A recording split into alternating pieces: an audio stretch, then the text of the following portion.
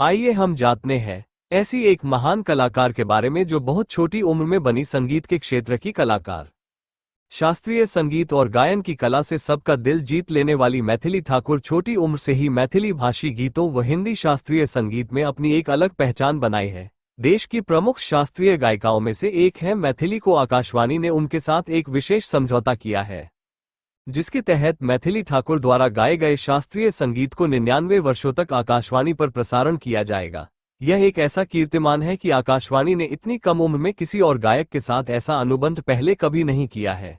यहाँ हम आपको मैथिली ठाकुर के जीवन से संबंधित जैसे गाना, सीरियल, फिल्में, कास्ट, संबंध, बॉयफ्रेंड, विवाह, पति का नाम, पुरस्कार, इनकम और बहुत कुछ बताएंगे। सिंगर मैथिली ठाकुर के बारे में तो लेख में बने रहे। मैथिली ठाकुर एक भारतीय शास्त्रीय संगीतकार व प्लेबैक गायिका है। उन्होंने गायन की शुरुआत भारतीय मनोरंजन चैनल कलर्स पर आने वाले रियलिटी शो राइजिंग स्टार से की थी, जिसमें वह फर्स्ट रनअप बनी। यहीं से मैथिली लोगों के बीच एक प्रसिद्ध गायिका के रूप में उभरी। तब से लोगों उन्हें सुरीली आवाज के लिए पहचानते हैं। मैथिली ने अपना पहला एल्बम साल 2016 में या रब के नाम से जारी किया। इसके अलावा आकाशवाणी ने मैथिली द्वारा गाए गए शास्त्रीय संगीत को 99 वर्षों तक प्रसार करने की एग्रीमेंट किया है।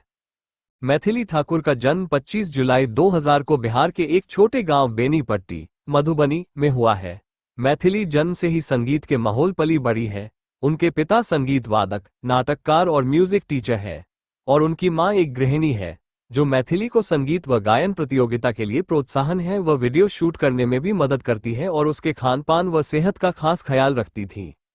मैथिली के परिवार में उनके पिता, माता और 2 भाई हैं। मैथिली के पिता रमेश ठाकुर भी संगीत व तबला वादक है और मैथिली के भाई ऋषभ ठाकुर ने भी तबला बजाने की परीक्षण अपने पिता से ही लिया है और उनके दूसरे भाई अयाची ठाकुर भी संगीत में बहुत रुचि रखता है। वे भाई ऋषभ और मैथिली ठाकुर के संगीत कार्यक्रम में ताली बजाकर कर बैकग्राउंड सिंगर के रूप में गाना गाता है, जिससे से मैथिली का मनोबल बढ़ाता है।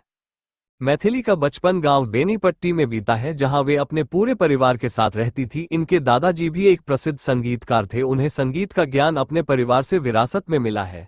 मैथिली को बचपन से ही गायन और अभिनय का बहुत शौक था और इसी के प्रभाव में उन्होंने गाना शुरू किया। जब वे केवल 4 वर्ष की थी, तभी से उनके दादाजी ने उन्हें संगीत की शिक्षा देना शुरू किया। दिल्ली शिफ्ट होने के बाद मैथिली अपने पिता से भी संगीत का गुण सीखी है। उनके बड़े भाई ऋषभ जो बहुत अच्छे तबला वादक है, छोटे भाई अयाची भी उनके साथ में संगीत की शिक्षा प्राप्त कर रहे हैं। बचपन से ही मैथिली को अपने पिता का पूरा सहयोग प्राप्त था। मैथिली अपने स्कूल के गायन प्रतियोगिता में टॉप पर रही है। साल 2011 में उन्हें लिटिल चैम्प्स के सा री गा मा पा के लिए ऑडिशन में